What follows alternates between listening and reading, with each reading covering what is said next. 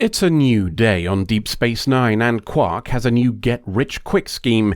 In true Quark fashion, it's technically one he's stolen, but he'll have to wait to fully exploit it as Grand Nagus Zek's on the phone.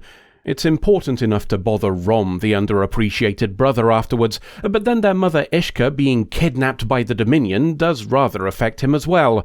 Much as Rom loves his dear old Moogie, he also loves not being dead, so declines an offer to help rescue her, until Quark offers an equal share of the 50 Latinum bar reward anyway. Well, mostly equal. Anywho, Ishka was captured while pootling around on a ship, which Rom thinks odd as Ferengi females aren't supposed to leave Ferenginar, so Quark brings him up to date on their mother being both the lover of the Grand Nagus and also the person helping him run the entire Ferengi Alliance. That makes it doubly important to rescue her, and we're going to need help. Rom, the underappreciated brother, suggests mercenaries from other species, but Quark shoots him down. Ferengi can be just as good at fighting, if there's money involved, so we'll offer them an equal share of the reward.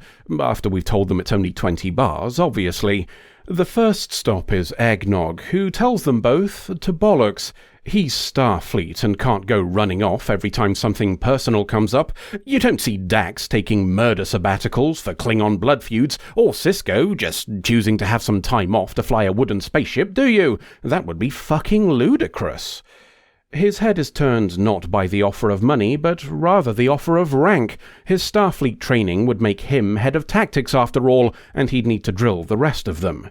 The idea of imaginary pips on his collar is enough to convince him, and the team is now 3. Lek here is not your average Ferengi. He's not that interested in money for a start, but he is interested in killing, and specifically testing his skills. Taking on the Dominion is right up his street then, and we have a quartet. Quark's cousin Gala, formerly a very wealthy arms dealer, has struggled somewhat since their last meeting. It's all Quark's fault, of course, but Gala becomes very interested in forgiving him when Quark not only pays the fine currently keeping him in a cell, but also offers him the chance to earn a few bars of Latinum to boot. 5's enough for their adventure, thinks Quark, despite some disagreements between Lek and Eggnog and their lack of a ship. They're all rather surprised then when Brunt, formerly FCA, turns up at the bar and says he intends to help as well.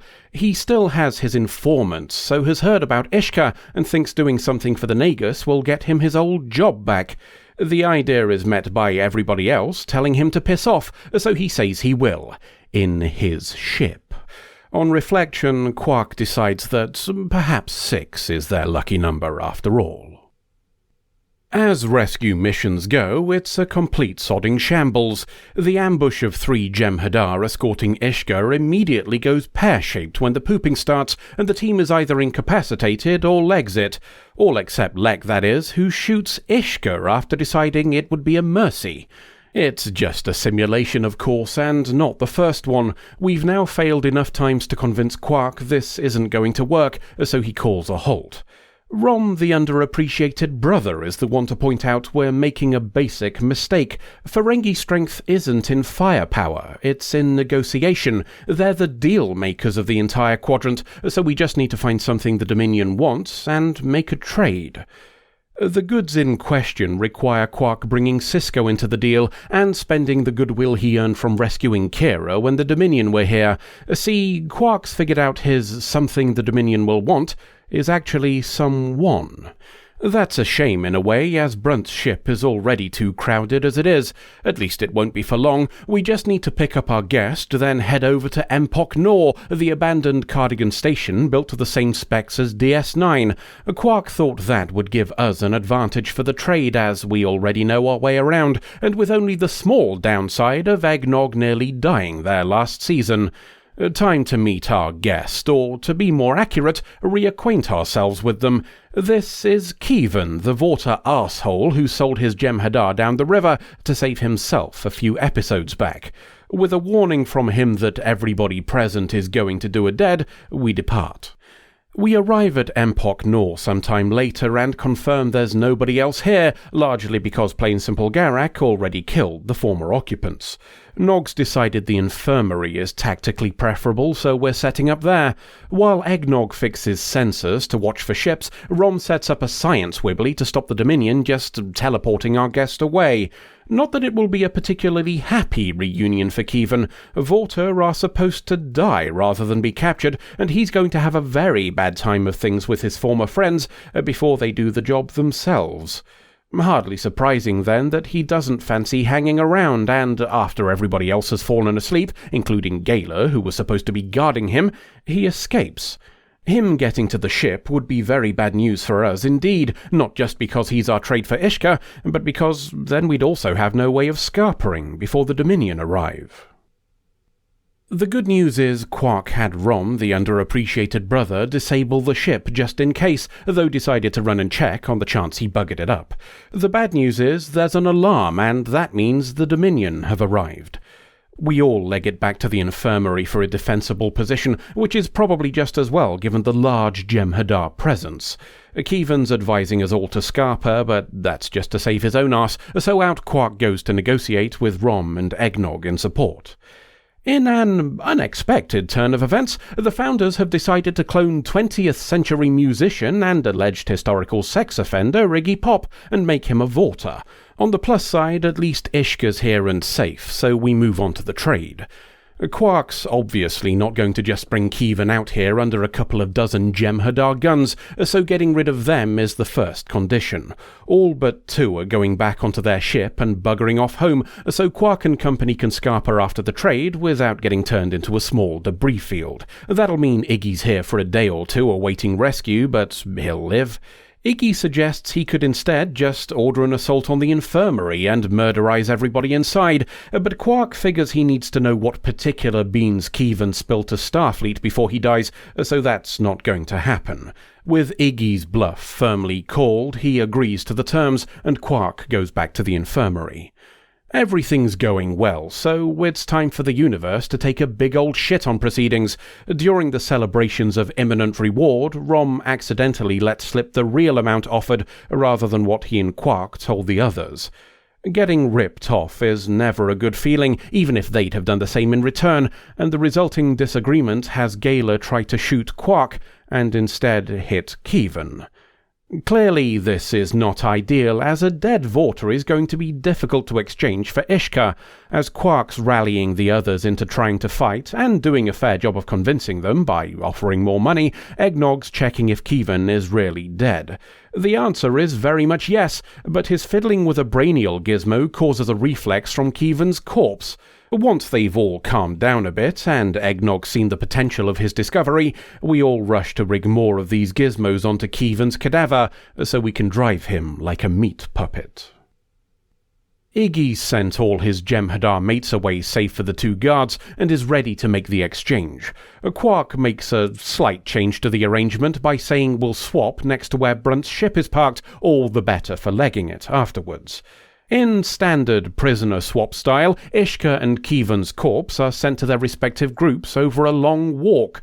Unfortunately, being dead can affect your navigation, and the recently departed Keevan veers into a bulkhead as Quark grabs Ishka and makes to scarper. Iggy calls bullshit and tells the Jem'Hadar to stop them, only to be rewarded with an ambush. Lek downs one lad with a knife, and Rom, the underappreciated brother, poops yellow at the other one. That leaves Iggy without a bodyguard and facing some armed Ferengi, so Quark decides to kidnap him for Starfleet. We accidentally broke the one they gave us, so a replacement is only fair. Feels like a good time to bugger off then, so we'll leave Ishka to be reunited with the Grand Nagus, Quark to provide his gift to Starfleet, and Zombie Keevan to turn his face into mincemeat on a wall.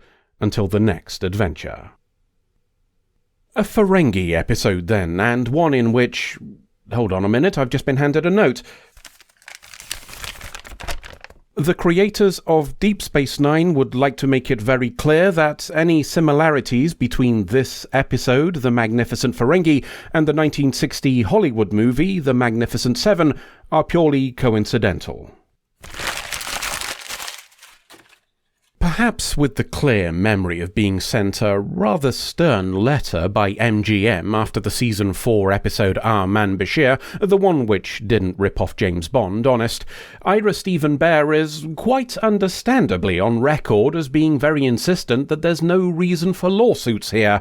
Okay, there are a few subtle nods here and there, like the name being only one word different, and the hand gestures when assembling the crew, and the knife thrower who's not interested in money and only here to test his skills.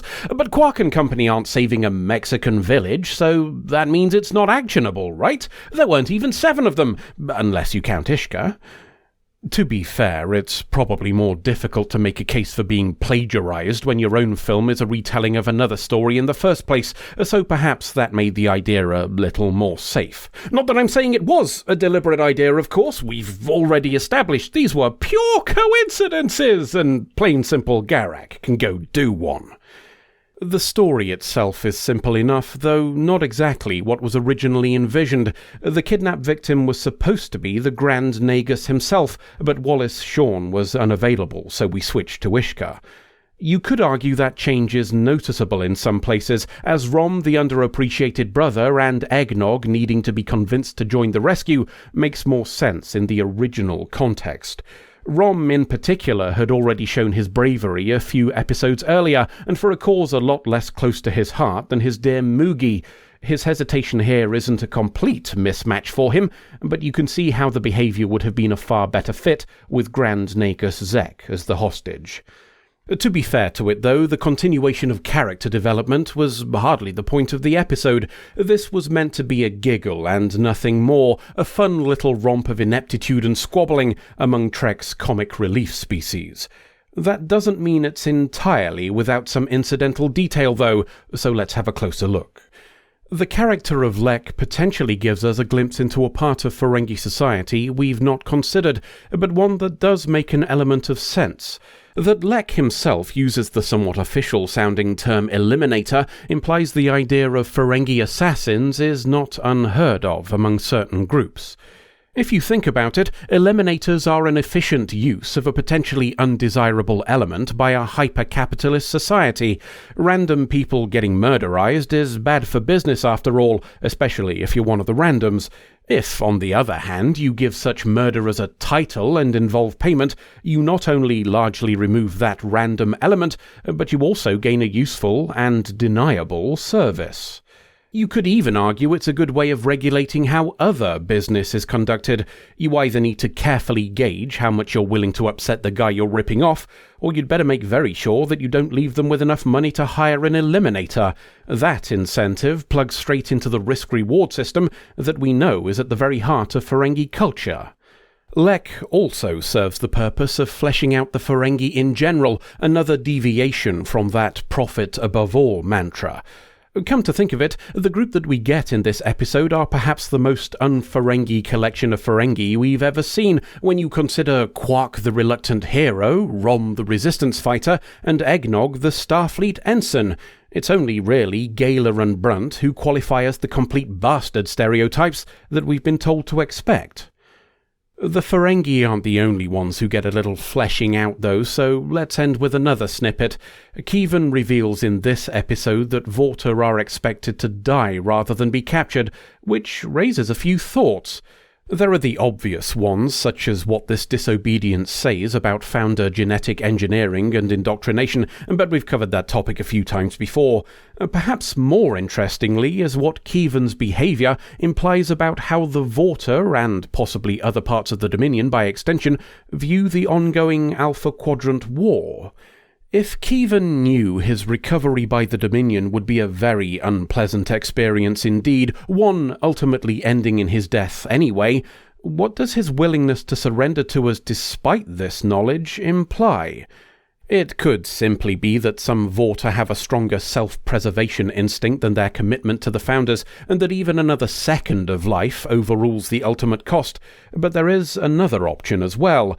It might imply that he's not entirely convinced the Dominion will win. The Vorta are made to know the Founders are infallible, as we've heard before, but then they're also made to not be captured, and look how that turned out. Maybe such thoughts of potential defeat are held in the same part of the Vorta brain as fifth Uncle Wayun the Creepy's occasional desire to carry a tune. If that makes two such examples of doublethink, what other elastic ideas might the Dominion's administrators be hiding from the Founders? End of episode. I told you we're painful, didn't I? Credit where it's due. If anything, you actually undersold it. I had no idea quite how excruciating the injuries in here feel. Well, at least we know the respawn thing which happened to me works for you as well now. Small mercies, I guess. What's the plan now then? Wait a minute, what's that over there? What's what over where? That thing over there. The one that's just out of shot, so the guy who makes these has got the whole weekend to figure out a new background. Oh, that thing. If I didn't know any better, I'd say it might be the fabled GeoCity. Who knew it'd look like that? Certainly not anybody involved in these videos. Shall I call another search Engine to drive us over there, or... Jesus Christ, no. Yeah, walking it is then. Woof.